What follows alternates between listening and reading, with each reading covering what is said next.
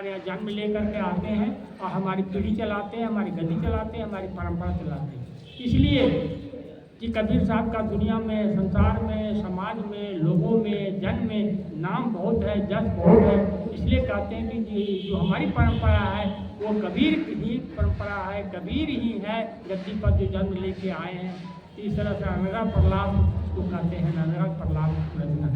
तो ये अनरा प्रलाप है, इसलिए इस तरह बातों को जानना जरूरी है कि कबीर पंथ में किस तरह से हमारे शिष्य बन करके कबीर साहब का बड़ा गुरु बन करके इस तरह से प्रलाप करते रहेंगे।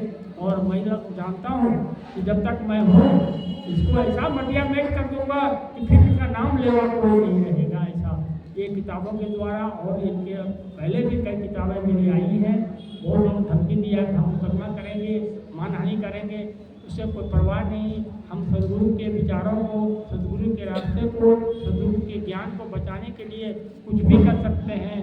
चाहे फांसी में लटकना हो तो भी लटक सकते हैं, कि कोई बात नहीं है। लेकिन कबीर साहब की परंपरा को, कबीर साहब के इतिहास को, कबीर साहब की वाणी को, कबीर साहब के भक्ति को, कबीर साहब की रचना को बताने हमारा धर्म बनता। क्योंकि ये वो पीठ है, यहीं से कबीर साहब ने सारी दुनिया में अपनी बात कही है।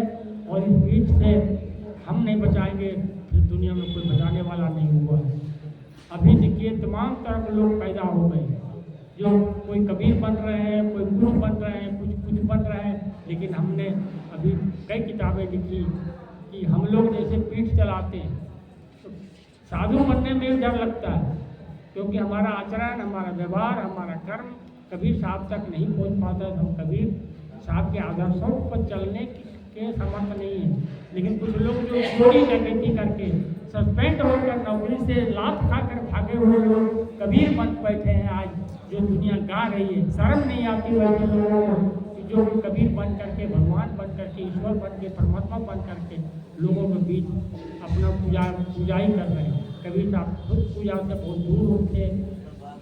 तो चलिए और अब थोड़ा सा सत्संग की बात करते हैं। ये किताब है, आप लोग पढ़िए, किताब आपके सामने है। और पढ़ेंगे तो आपका दिल खुलेगा, दिल में दिमाग साफ होगा और समझ बनेगी। तब इन जालिमों को, ये जालिम है लोग जो ऐसे कबीर साहब को नहीं बख्शते, वो जालिम से भी बड़ा जालिम कर सकते हैं, उसको जाहिल कर सकते हैं, जफात कर सकते हैं। ऐसा जितना घृणित रूप से इन लोगों ने कबीर साहब के बारे में, कबीर साहब के वाणी के रूप में लिखा। पंडित बहुत विरोधी थे उनके, मुल्ला बहुत विरोधी थे, कहते थे पत्थर पूजे, हरी मिले मैं पूजूं पहाड़, और जबकि भले हिंदू के इस तरह का। लेकिन उन लोगों ने इतना कड़वाबाद, इतना कबीर साहब का कटाक्ष नहीं किया जितना धर्मदास ने किया है। क्योंकि धर्मदास चाहते थे जब पंथ में शामिल हुआ तो लगा कि इन बीजक पढ़ने वालों के साथ हमारा कोई बस नहीं चलता, हमारा कोई विचार नहीं चलता, इसलिए इनको पहले ध्वस्त कर दिया। तो ध्वस्त करने का काम किया, सबसे पहले पीठ को ध्वस्त करने का काम किया। जो उनके शिष्य और थे, जागू थे, भागू थे, कमाल थे, कमाली थे, सबके खिलाफ उन्होंने काल की पानी रखा थे, सबको गालियों से नवाजा है।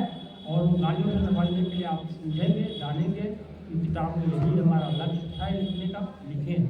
तो चलिए, आज कल हम लोगों ने परिनिर्वाण 8 तारीख को माघ एकादशी था। कल हम लोगों ने बढ़िया सत्संग किया, माँ एकादशी मनाई, कबीर साहब का निर्माण दिवस मनाया। कबीर साहब ने मृत्यु के बारे में शक्ति बात, अभी हमारे संचालक सदानंद ने मगहर के बारे में बताया, काशी में मरने से मुक्ति मिलती है। कबीर साहब ने नकारा। एक कबीर साहब यात्रा में जीवन था, कल भी बताया मैं। यात्रा से लौटते थे तो उनका एक दोस्त था व्यास जी। वो एक व्यास महाभारत में थे, आप जानते हैं, सब लोग महाभारत देखे होंगे। दूसरा व्यास थे, मिथिला के व्यास, बड़े ज्ञानी थे, पंडित थे और कबीर साहब के दोस्त। जब कबीर साहब यात्रा से लौट के आते थे तो मिलने आते थे, बातचीत करते थे। अंतिम बार कबीर साहब बहुत बूढ़े हो गए थे, चलने में सामर्थ्य नहीं था। तो व्यास जी ने कहा, महाराज अब यात्रा बंद करिए और काशी में मरिए, मोक्ष मिलेगा। और बाहर मत जाएंगे, कहीं बाहर आपका शरीर छूट जाएगा तो मोक्ष नहीं मिलेगा, तो क्या होगा, काल जी। जीवन भर इसी के बारे में हमने अवसाद तत्व को प्राप्त कर लिया है। वो आत्म तत्व जो है अजर अमर अखंड अविनाशी है, वो उसको जानने के बाद कहीं मोक्ष नहीं रहता है और न नरक होता है न स्वर्ग होता है। आदमी कहीं मरे वहाँ से मोक्ष मिलना ही है। इसलिए कबीर साहब ने उस चुनौती को स्वीकार किया। और जहाँ कहते थे कि गधा मरने से गधा नरक होने से नरक होता है, कहा कि मैं वहीं जाके मरूंगा, दिखाऊंगा, क्योंकि मृत्यु के पाखंड को तोड़ना है एक बड़ा पाखंड है। क्योंकि मृत्यु से बड़े बड़े ऋषि मुनि तमाम तरह जो घबरा जाते हैं। मृत्यु ऐसी चीज़ है और उस मृत्यु को कबीर साहब ने जीत करके कहा था, हमने मरिया मरिया संसारा, हमको मिला जियावन हर। जिसको जलाने वाला वो आत्मतत्व मिल गया है तो फिर दुनिया में कहीं मरे, चाहे नाली में मरे, चाहे सड़क पर मरे, चाहे मगहर में मरे, चाहे काशी में मरे, कोई अंतर नहीं होता। इसके लिए इस बात को कबीर साहब ने सिद्ध करके मगहर में अपना शरीर छोड़ा था। और माघ एकादशी के दिन था। माघ एकादशी हम लोग कल मनाए बहुत भव्य रूप से, आज भी उसके दूसरे पक्ष में मना रहे हैं। इन्हीं शब्दों के साथ मैं अपनी बात को ज़्यादा, क्योंकि मैं अभी परसों बुखार से पीड़ित था, अभी भी असर है उसका, इसलिए मैंने कल मुझे पटना भागलपुर जाना था, यात्रा कैंसिल कर दी क्योंकि तबीयत बहुत ठीक नहीं है।